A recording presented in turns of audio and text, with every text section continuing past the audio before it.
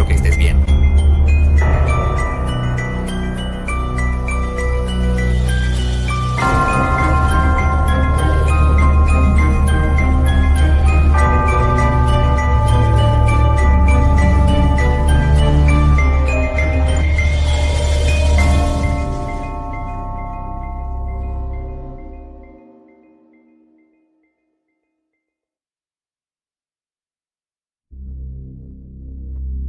Línea de grasa. Comienza con la historia de Yui, una joven que habla sobre su vida, en la ciudad donde vive actualmente. La ubicación de su casa le permite ver el hermoso y majestuoso monte Fuji. Cada vez que lo mira, siente que su mente se despeja, y si se queda mirando la vista por mucho tiempo, casi no quiere volver a casa, ya que la planta baja de su hogar ha sido convertida en un restaurante de carne asada llamado Darumark. Dentro de la casa siempre está oscuro y sombrío, debido al aceite que se acumula en el aire, cubriendo columnas, paredes, manijas y todos los objetos dentro de la casa con una capa pegajosa de aceite.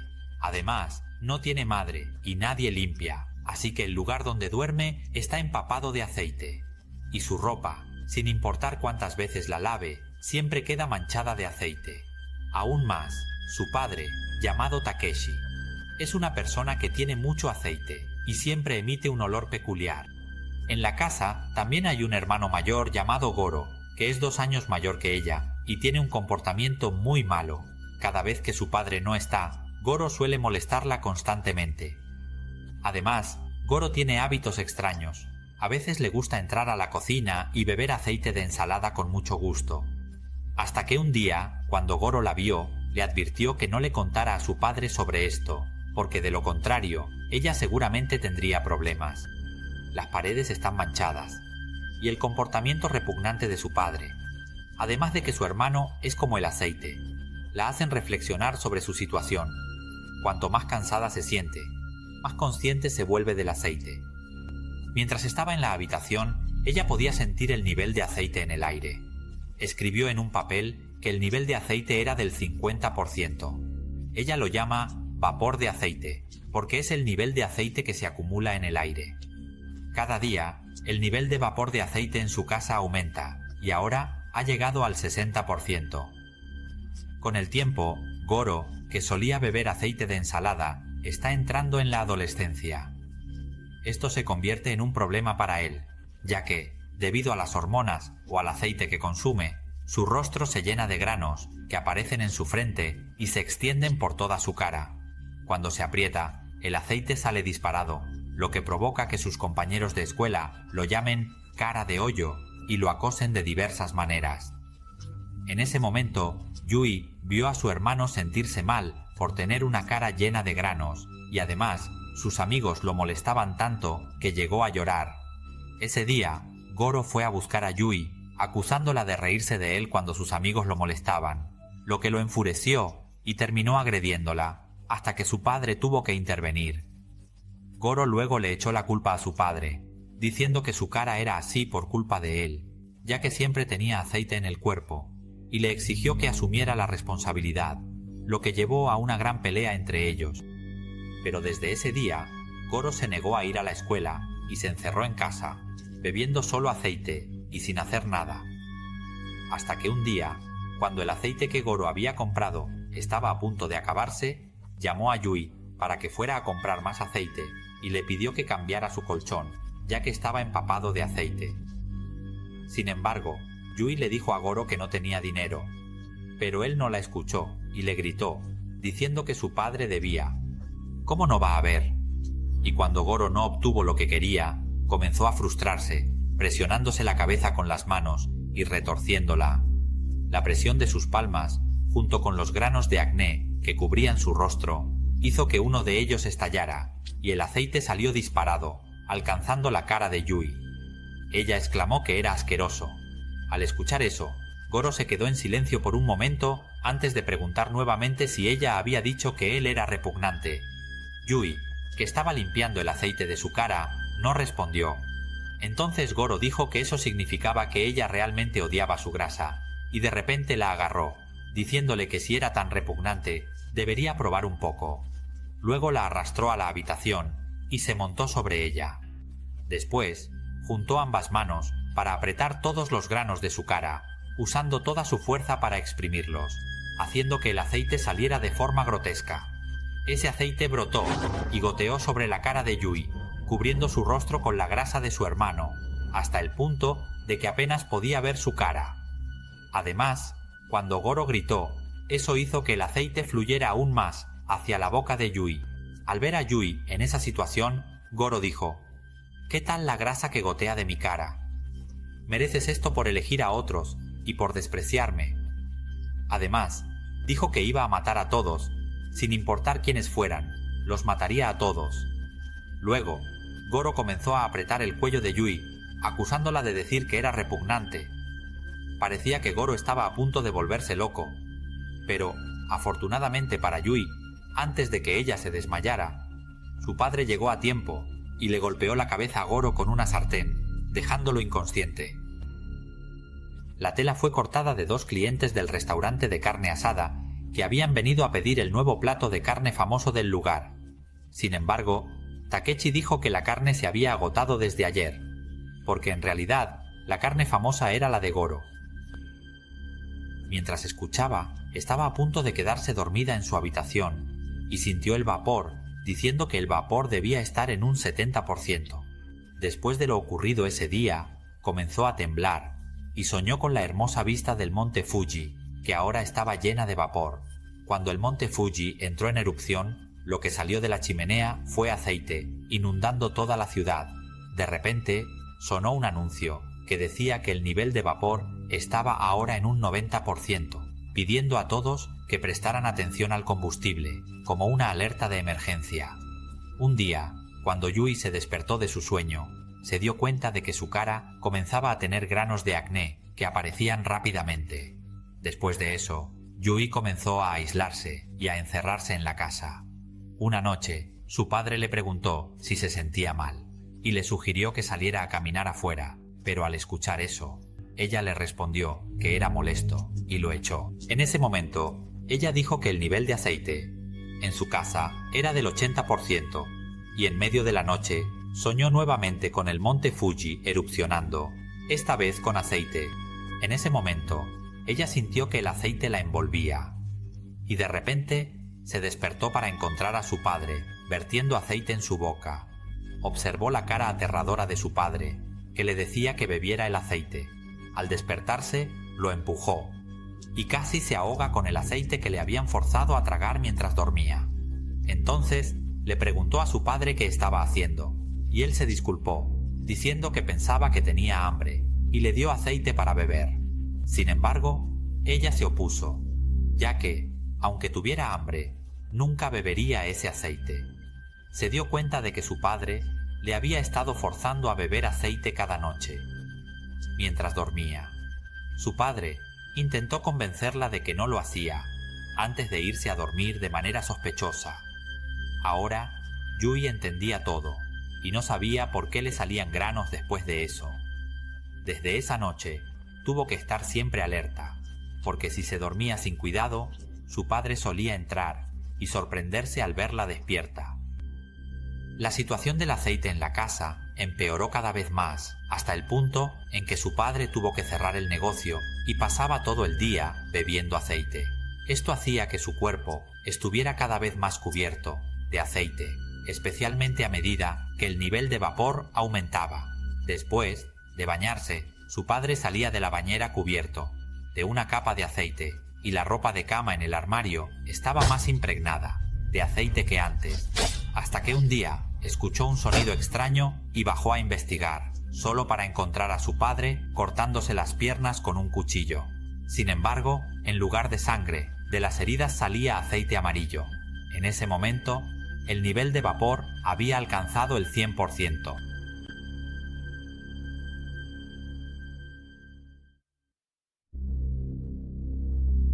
A probar.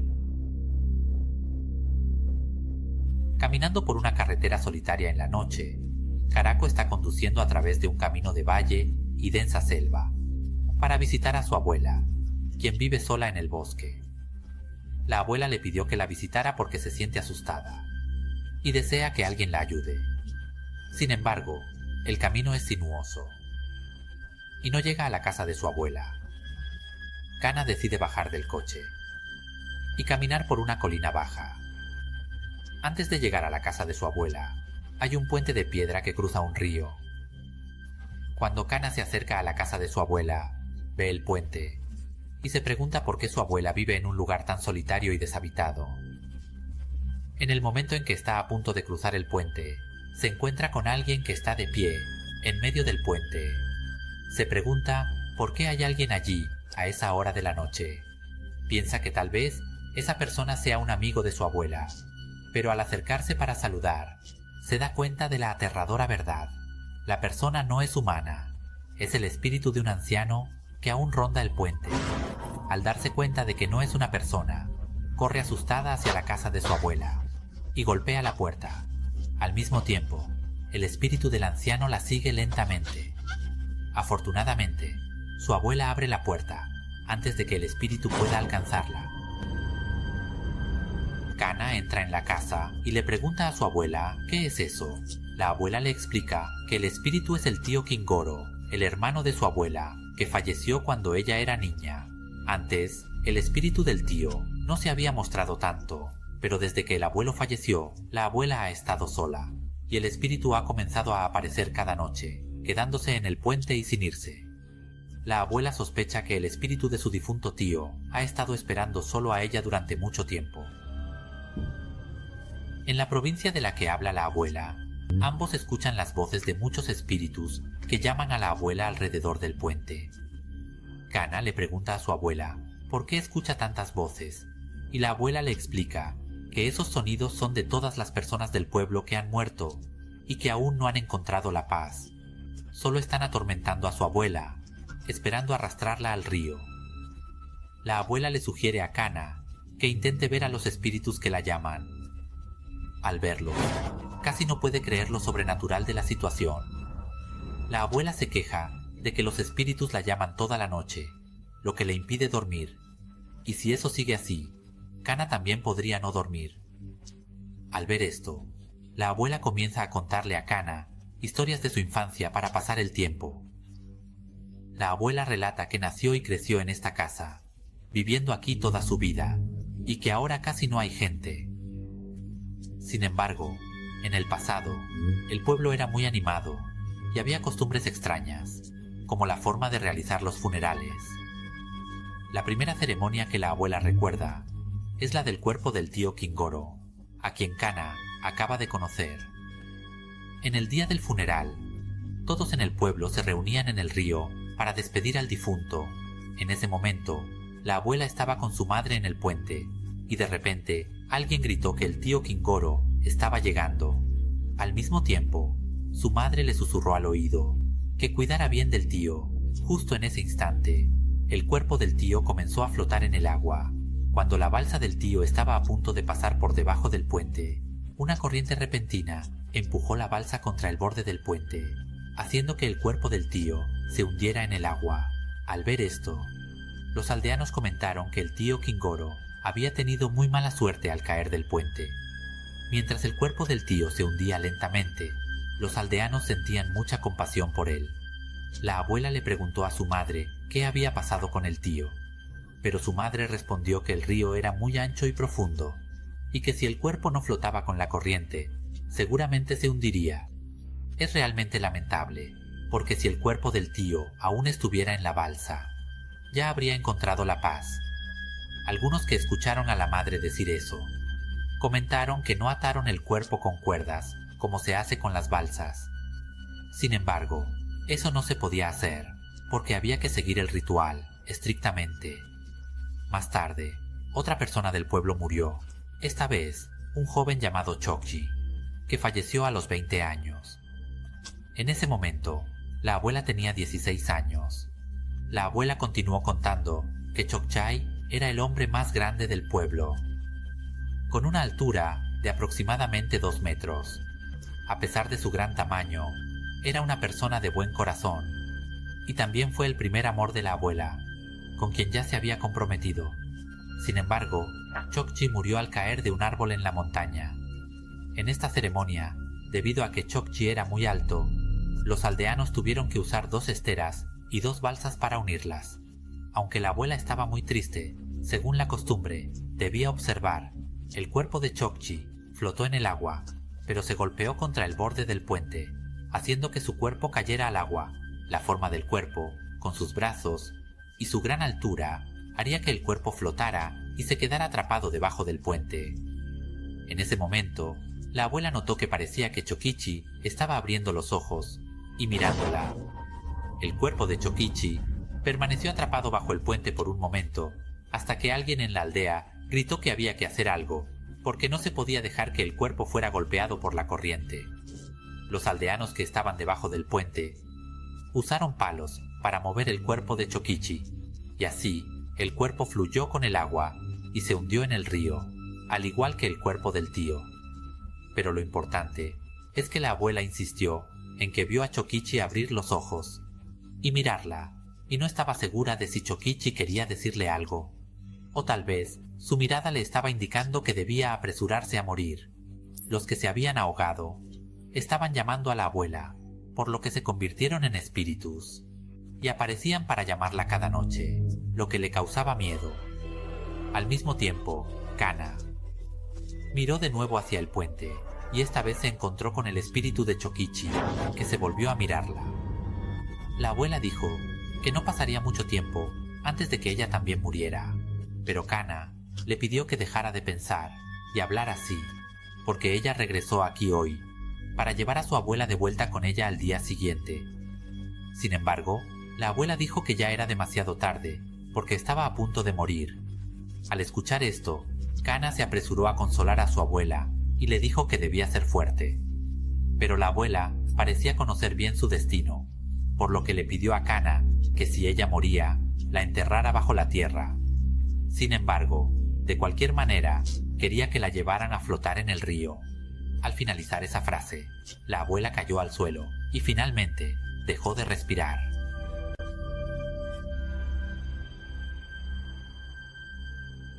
Entonces, el grupo se despertó en el coche, porque todo lo que había visto era solo un sueño, mientras ella dormía en el camino para visitar a su abuela.